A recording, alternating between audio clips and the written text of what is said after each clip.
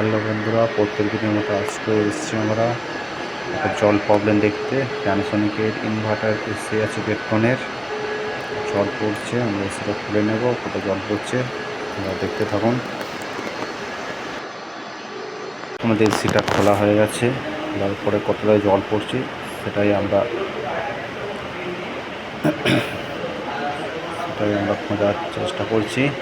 চলো তোমরা দেখতে থাকো কোথাতে জল পড়ছে।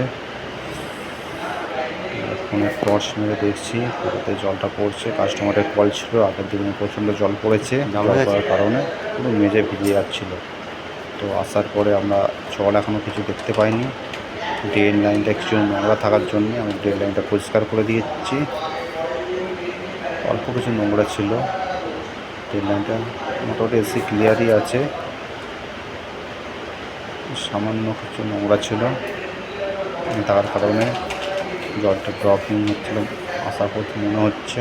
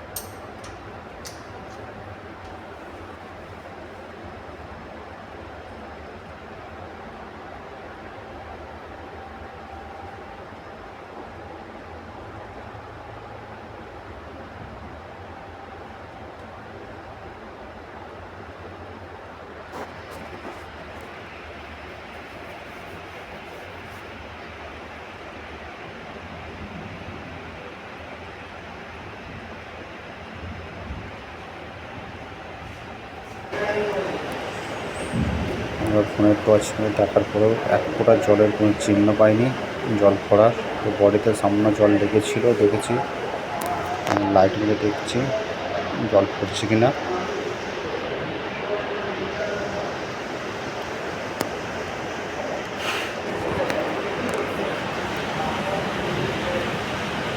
দেখতেই পাচ্ছ আমরা ড্রেন লাইনটা এখন ক্লিয়ার করে দিয়েছি, এখন আর জল পড়ছে না,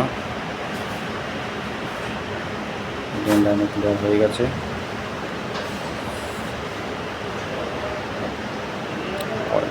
কয়েল পরিষ্কারই আছে।